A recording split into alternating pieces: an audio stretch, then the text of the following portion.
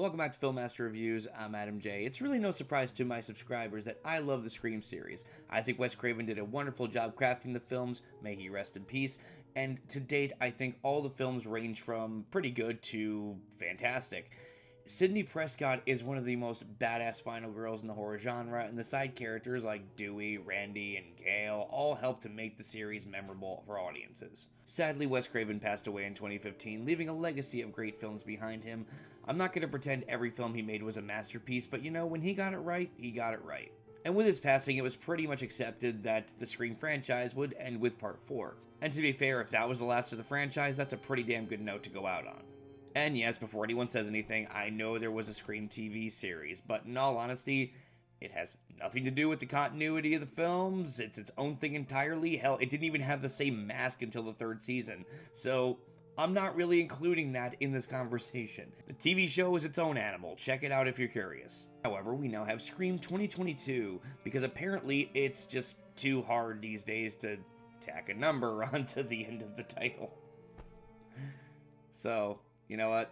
Fuck it. It's Scream 5. I'm calling it Scream 5. I'm gonna put that number on there for myself, okay? Just because studios are lazy doesn't mean I have to be. Now, I'll be honest. I had no faith in this film going into it. I didn't want anyone else but Wes Craven to touch the Scream franchise, and he was dead. The last 4 films were really good. If it ain't broke, don't break it. However, much to my surprise, Scream 5 was actually decent. Undeniably flawed and very stupid in some areas, but decent. To sum up the new Scream, it was a valiant effort, and it was easy to see that these directors were clearly trying to make this work. First, let's get the positives out of the way. Like every Scream movie, it has a very well done and suspenseful opening. That was a staple of Scream that I was very pleased to see carried over into this new film. Jenna Ortega and Melissa Barrera are great in the leads. You completely buy that these are 2 estranged sisters reconnecting, and Barrera's character, Sam Carpenter, did very well as the new final girl of the series. Some things regarding her character were a little too fan fiction-y for my taste, but we'll get into that later. The movie does have some good suspense throughout. It is well paced, it is well shot. Performances from the legacy cast members are pretty damn good. It's always a treat seeing these characters on screen. David Arquette was especially great as Dewey this time around. He's still that lovable character who will help anyone against all better judgment. Courtney Cox's Gail gets a particularly badass moment towards the end, and Neve Campbell as Sidney, while very underplayed in the film, walks back onto the set like she never left it. The rest of the cast was fine, I guess. They did alright with what they had to work with. Lastly, a good score in a Scream movie is always important, and I'm happy to say that while I was really missing Marco Beltrami, Brian Tyler did a fine job in his place. And the positives kind of stop there. Now, before I do get into negatives, I gotta get this out of the way. To everyone saying that the kills in this movie are so brutal and so gory and the bloodiest of the franchise, have you not seen the other films? Because, I'm sorry, name one kill, in this entire movie that even comes close to Casey Becker's death scene in the original. Name one thing in the finale that even comes close to the brutality of the original's climax, or even Part 4's climax. I'm sorry, this film ain't got shit compared to them. No, please don't get my words twisted. There's still some awesome kills in this movie, especially towards the end when the killer is revealed. But I think a lot of people have really overhyped it. It is not the goriest of the franchise, not even by a long shot. 1 in 4 got this beat in that department by a clear mile. Seriously, y'all need to calm down, stop masturbating. It's melting your brains. Now on to the negatives, and the biggest one for me is the characters. Aside from the legacy cast and the 2 leads, I didn't give a shit about any of these new people. And what's even worse is, I can't even remember their damn names. The only names I remembered were Wes Hicks and Sam Carpenter, and the only reason I remembered them was because they're named after Wes Craven and John Carpenter. So, yeah, kind of easy to remember. But everyone else? Nope, completely drawn a blank. Even the name of the killer. Nope, nothing. Hell, I just want to point out you had 2 characters in this who were related to Randy. I don't even know their damn names. I can't remember them. I don't remember shit about them. So when these characters were attacked or they died, I just didn't give a shit. And when you don't care about 80% of the damn characters in the movie, that's not a good thing. Now, I did like the idea of this film. I liked the direction they took to make a statement on franchise fandom. One of my biggest fears going into this movie was that they wouldn't have anything to touch upon. Because, I mean, alright, the first film was horror films, the second film was sequels, the third film was trilogies, the fourth film was remakes. Not much you can really do after that, you know what I mean? But these directors actually found a decent direction to go in. This movie is essentially a statement about toxic fandom, which for a fifth film in a franchise works surprisingly well. The issue I have with it though is that it's not a constant throughout the movie. They talk about it a couple times and that's it. That's really it. It's not what drives the rules or anything. I felt they had a really good idea, but the execution could have been a lot better. The humor in regards to that was also very hit and miss for me. Some of the moments meant to be funny didn't even make a lot of sense to me. Like, for example, towards the beginning, Dewey says to one of the characters, "One of the rules for survival, you never trust the love interest." I don't even understand why that's supposed to be funny. The love interest was only the killer in the original film, so why is that a rule?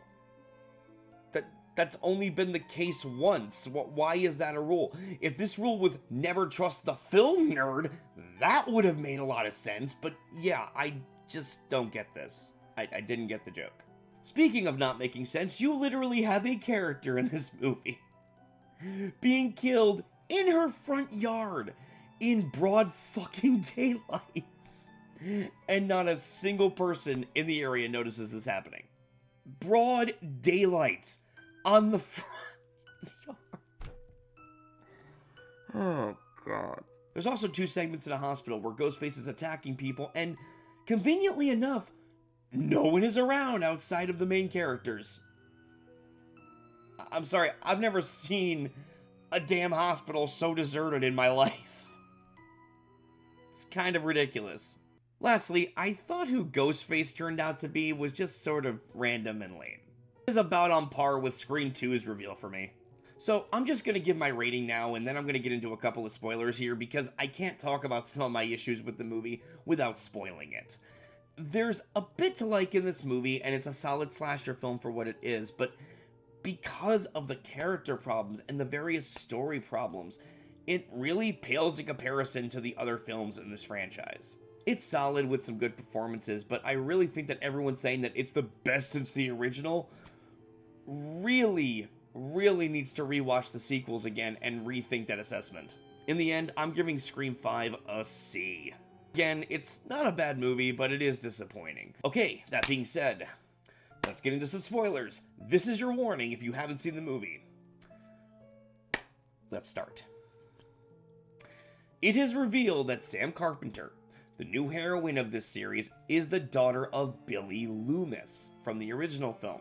Now, the problem with this, aside from being way too fanfiction-y for my taste, is that it really doesn't make any sense when you stop to think about it. Look, I can suspend disbelief that maybe Billy was fucking around on Sydney with some unnamed character who we never meet, by the way. I can suspend my disbelief for that he was cheating on Sydney. Okay, fair enough. I accept this. Here's the issue. Billy Loomis was killed in 1996.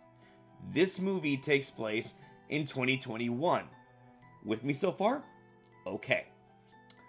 Sam Carpenter in this film is only 23.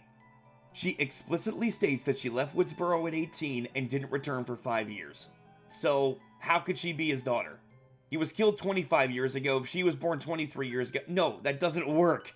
That doesn't add up. I'm really sorry if I just shat in your cornflakes with that information, but it doesn't add up in any capacity.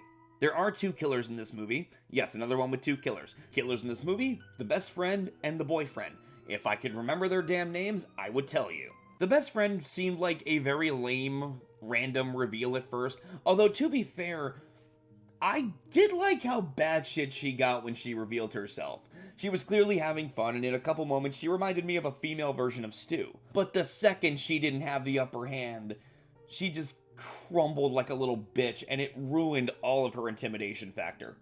Or whatever amount she may have had. In addition, could someone please explain to me how this scrawny-ass 90-pound girl killed Dewey?